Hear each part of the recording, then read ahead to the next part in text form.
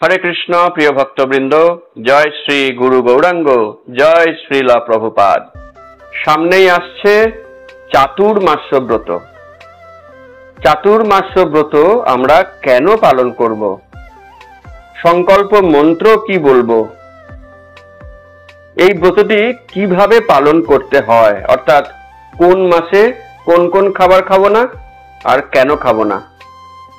এই ব্রত পালনের 13টি অসাধারণ ফলাফল কি কি, আর কোন ভক্ত এই ব্রত পালন করে কি উপকার পেয়েছেন।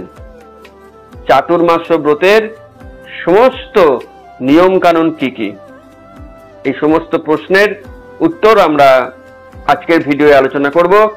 তো আসুন শুরু করা যাক চাতুর্মাস্য ব্রতের বিশেষ অনুষ্ঠান।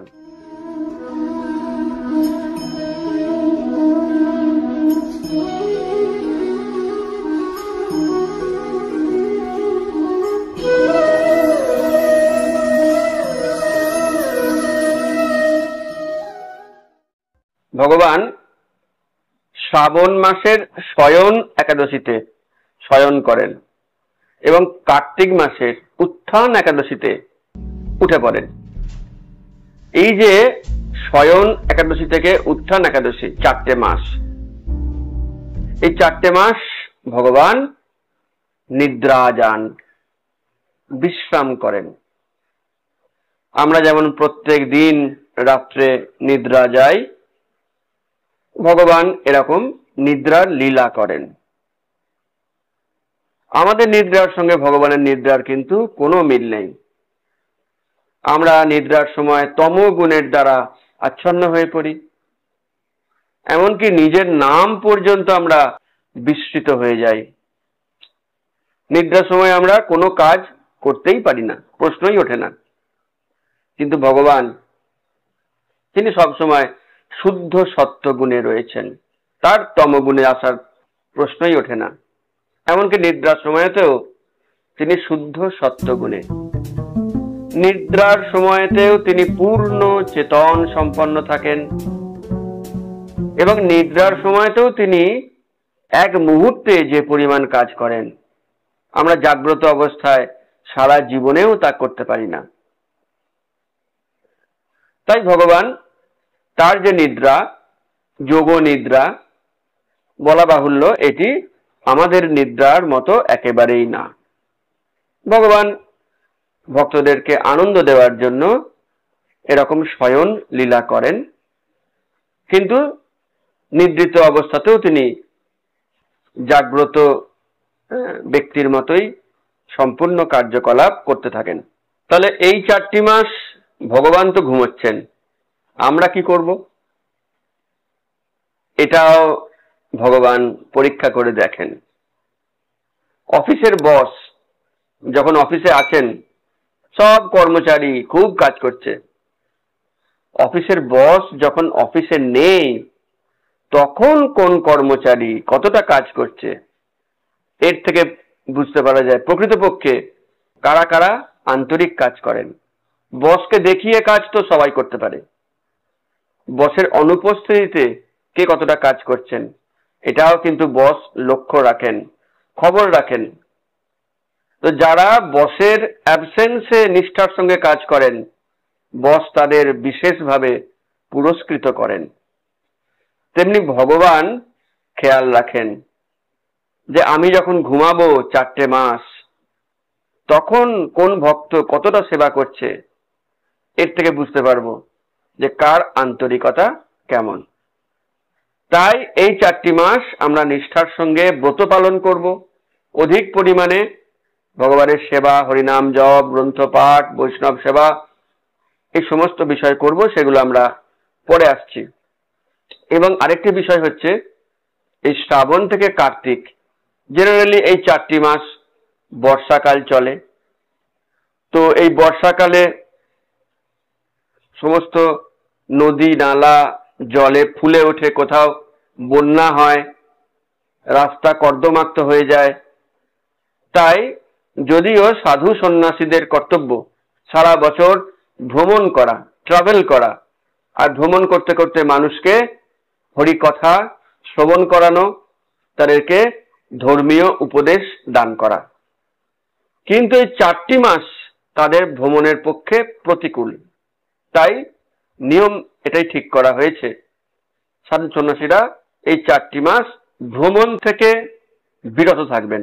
তারা কোন একটা জায়গায় পবিত্র স্থানে তীর্থক্ষেত্রে অবস্থান করবেন, আর এই 4 মাস তারা কঠোরভাবে সাধন ভজন করবেন,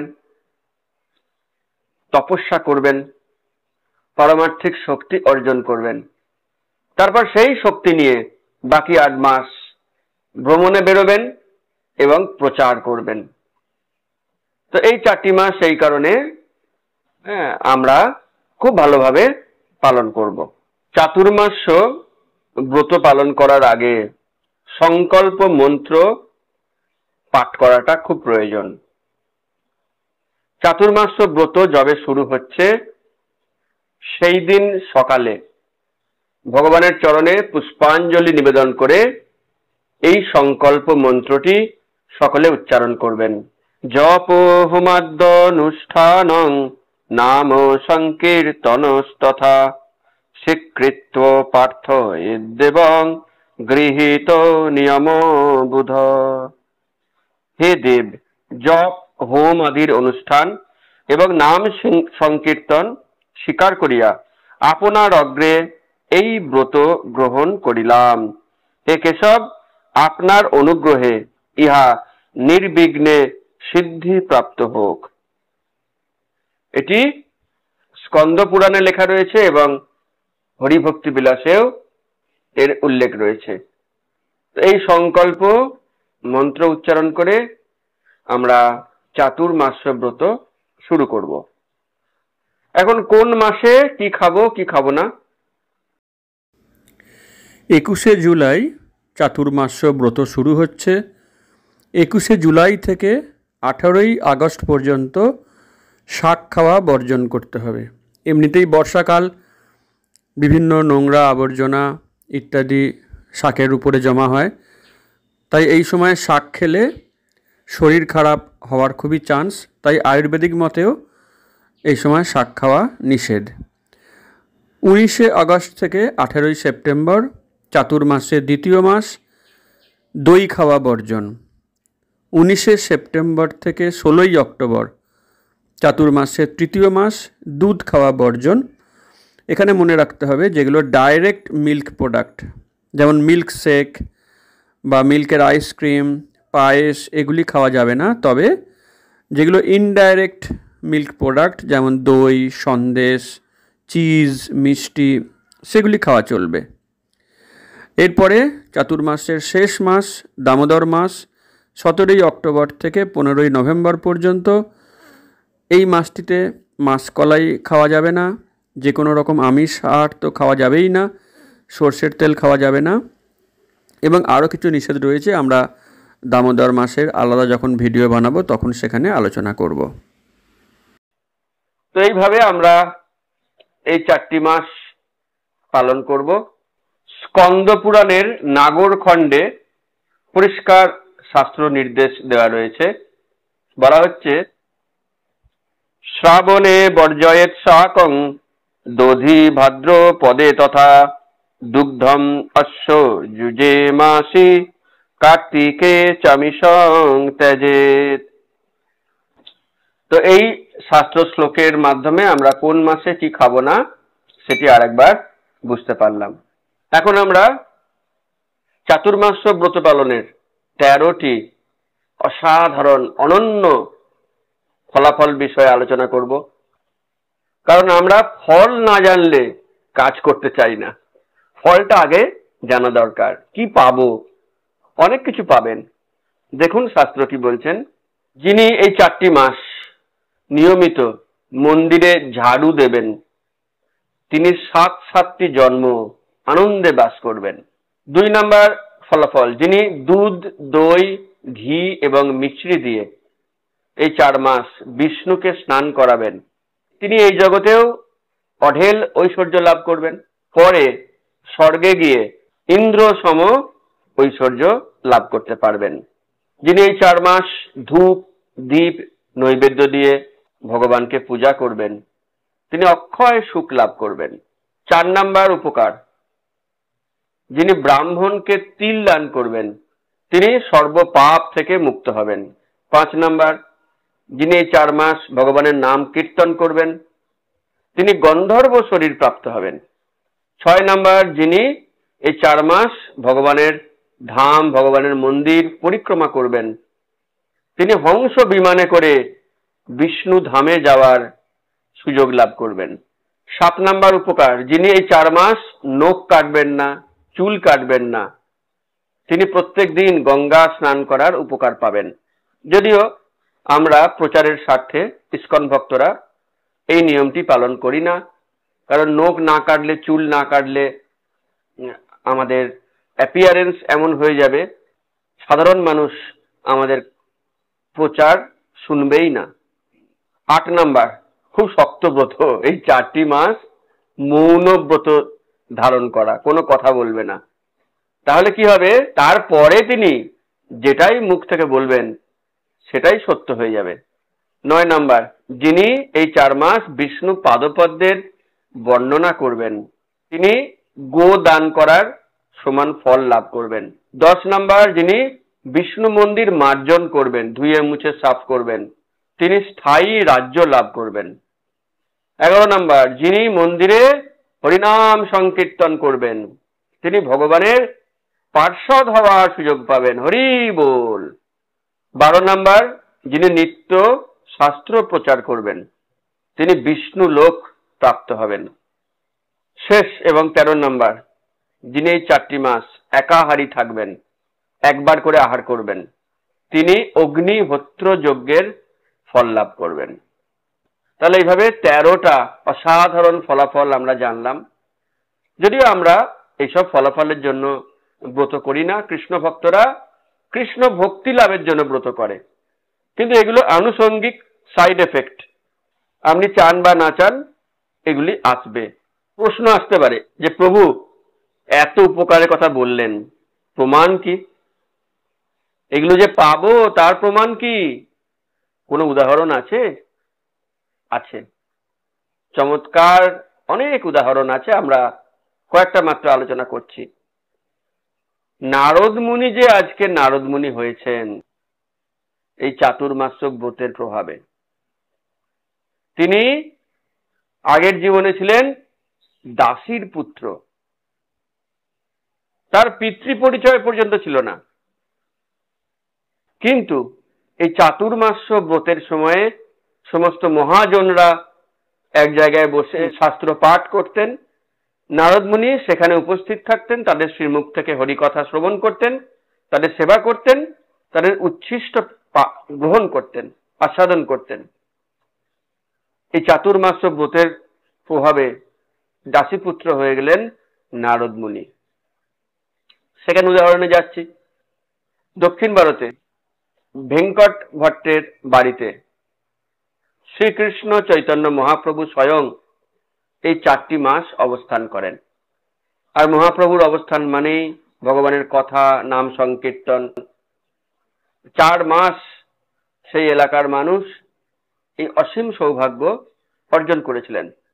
ভেঙ্কট ভট্টের ছোট্ট একটি পুত্র ছিল গোপাল ভট্ট, তিনিও এই 4 মাস এই সুযোগ লাভ করেছিলেন।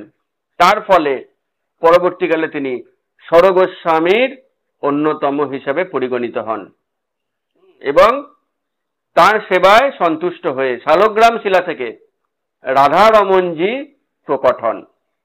তো এগুলো হচ্ছে চাতুর্মাস্য ব্রত করার ফল।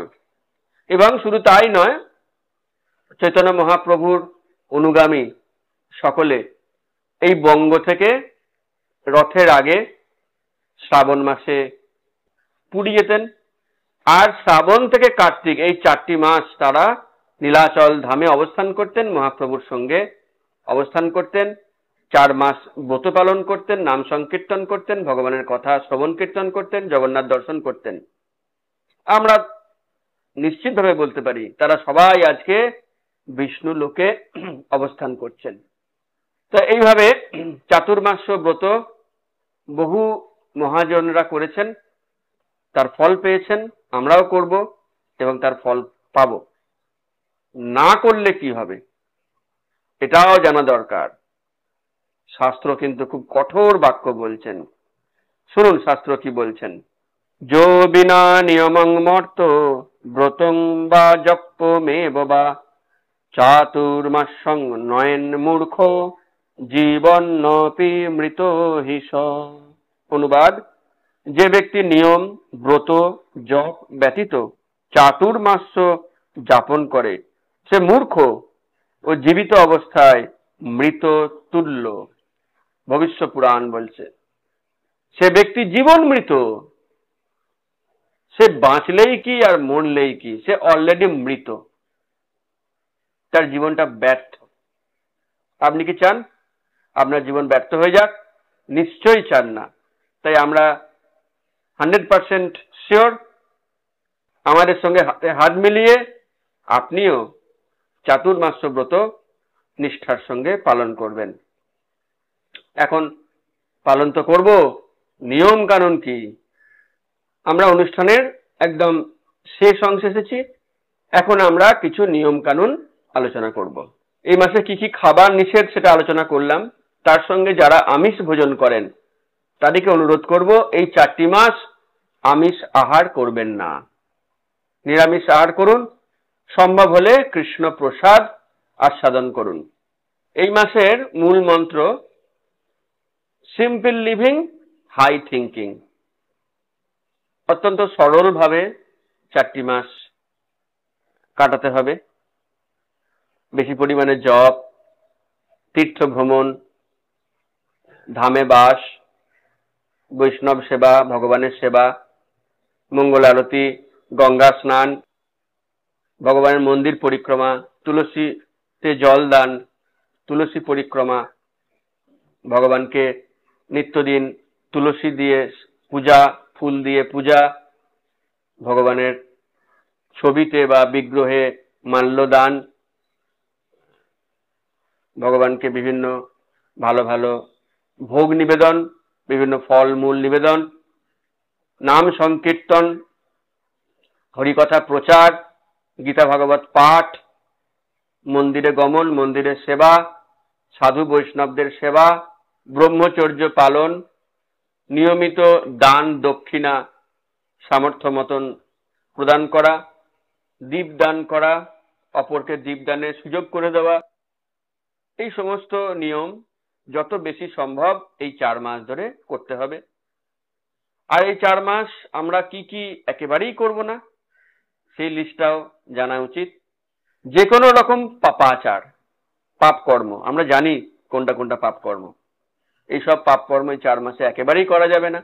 মিথ্যা ভাষণ করা যাবে না, প্রজল্প, পরনিন্দা, পরচর্চা, সাধু নিন্দা, বৈষ্ণব নিন্দা, শাস্ত্র নিন্দা, অপরের ক্ষতি করার তো দূরের কথা, অপরের ক্ষতির চিন্তা করাও নিষিদ্ধ। সমস্ত রকমের ইন্দ্রিয় তর্পণ নিষিদ্ধ। তো এইভাবে আমরা এই 4টি মাস খুব ভালোভাবে পালন করব। দেখুন পরের বছরের চাতুর্মাসে আমরা থাকবো কিনা জানি না, হতে পারে এটাই আমাদের শেষ সুযোগ। তাই আমরা খুব ভালোভাবে পালন করব, তাহলে আমরা ভগবত ধামের দিকে অনেকটা এগিয়ে যাব। আপনাদের সকলকে অনেক ধন্যবাদ এই পুরো ভিডিও শোনার জন্য।